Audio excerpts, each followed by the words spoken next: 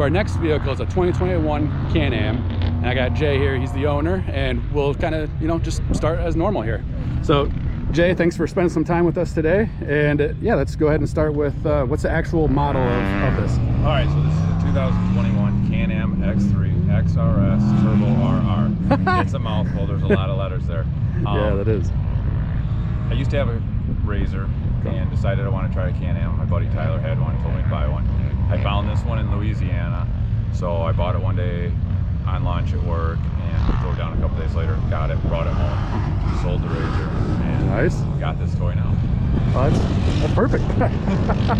All right, so let's just kind of start at the front. We'll work our way back and kind of outline the you know, the modifications that you're doing, or, you know, even talk about modifications that you're thinking about doing. Sure. Okay. All right. Well, first and foremost, it's a sand car, so Sandcraft fronts is what I like.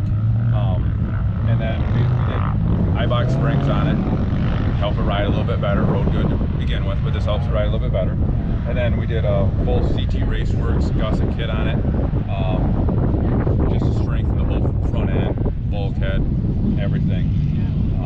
Sandcraft limit straps front and rear on it. So can you explain for some of the people that don't know, what's the purpose of a limit strap? Limit straps just to keep your suspension from coming all the way out. So I have it, so I use all my suspension except for about a ½ inch at the bottom, just so I don't get a clunk when I'm fully extended and it doesn't hurt my shocks. I'm just trying to save the shocks, and they look cool. Yep. People like them. Agreed. Absolutely. On these tires themselves, so I see a lot of people running completely bald ones. The purpose of the actual line down the middle, just a little more. Basically, just it helps you steer a little bit, and when you're on the asphalt, you spend a little more time on this, which is a little bit thicker. This is pretty thin out here where they buff them, so this does help us turn a little bit. Okay. I've been very happy with them. Excellent, excellent. All right, let's work our way back a little bit here. Right. So we decided we don't ride with stock cages. I don't like stock cages, so I ordered a cage from RSK, Rebel Style Customs, and waited months to get it built because there's a long line. Everybody likes their cages, and they took care of me. Good. I also put RSK doors on it so the whole thing would match, and I'm very happy with my doors.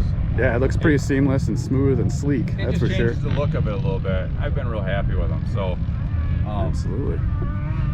Interior upgrades? I've done nothing to the interior except for PRP harnesses. I didn't like the stock harnesses, so I always run PRP harnesses on all my cars. So okay. Nice. Any future modifications you're gonna do on the inside? The inside, we might do rugged radios for it. Other than that, I don't want a stereo or anything. I like keeping the car as light as possible. So okay. I really don't. There's really nothing interior that I need to do to it. I'm Excellent. pretty happy. Maybe seats, but even then, I don't know about that. Right. Oh yeah, that makes sense. Okay. So everybody asks about the paddles all the time, and what we found works the best is Sand Tire Unlimited SR31 Blackbirds. These are comp cut. They're a number 3 paddle, so they're taller. Taller paddles usually for more horsepower, which this car will eventually be making more power than it is now. So I'm a little bit over paddled, but these I'm very happy with how planning for the future. Yeah, I don't want to buy tires more. I bought 10 sets, so I found tires that I like, so I'm going to stick with these and let it grow into it.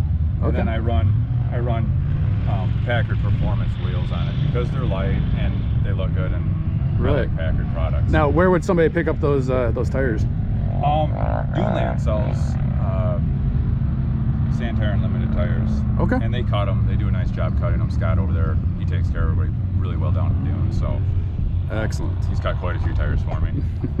all 10 sets? Not all 10 of them. I tried some different brands, and Scott got me to come around and come back to some STUs. So okay. So nice. You brought me over. Cool. We'll go on to the back here. So as far as the back goes, it's pretty basic.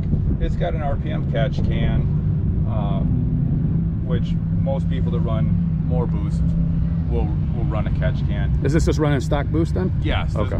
As of right now, the car is stock. Over the winter, it'll get a Motec and it'll get an FP green. It'll be on ethanol for next year.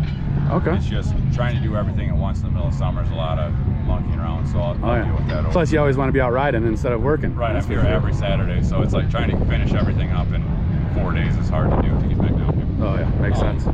So then I run a Packard Performance clutch cover just to protect everything if the belt does come apart. I don't run a clutch cover. A lot of people ask that question too as to why. I keep in the heat out of it. I only run in the sand, so we don't run clutch covers in the sand. Okay. Some guys want to, we don't. A majority of people won't. Gotcha. As far as exhaust goes, it's got a Trail Performance 3-inch exhaust, sport exhaust, so no catalytic converter, straight through all the way back to the turbo. Sounds good. It's nice. Clutch kit. Everything that's done to the car is it's ready for more power. I did all the basic add-on bolt-on stuff that you need before going to more power. So now that all that's taken care of, I can basically put my turbo on, bigger injectors, and a bigger fuel pump, and it's good to go.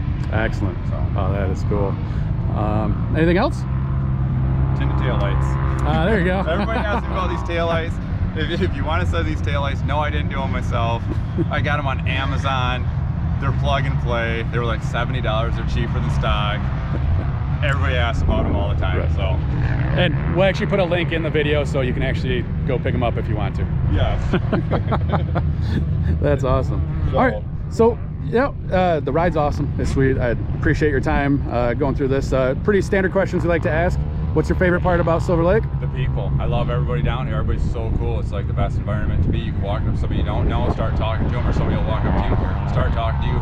They need to borrow a tool, or if you need to borrow a tool, whatever, you got them or they got you. You really, and they'll bring it back and you'll take it back. It's a huge family, so it's really cool. I'll fully agree with you. If you had a tip for somebody purchasing a side-by-side or, you know, first timers out in the dunes, what may that be? Biggest tip I can give is watch a video on YouTube from Dialed. Luke Walker made it, a ride around of the dunes, labels everything down here. That way you have a basic idea of when you get here what you're dealing with. Excellent. And we'll put that link to that video also from Dialed in the description too, so you can see that. All right, cool. Well, thank you for your time, and once again, sweet ride. Thanks, man. I appreciate it. Perfect.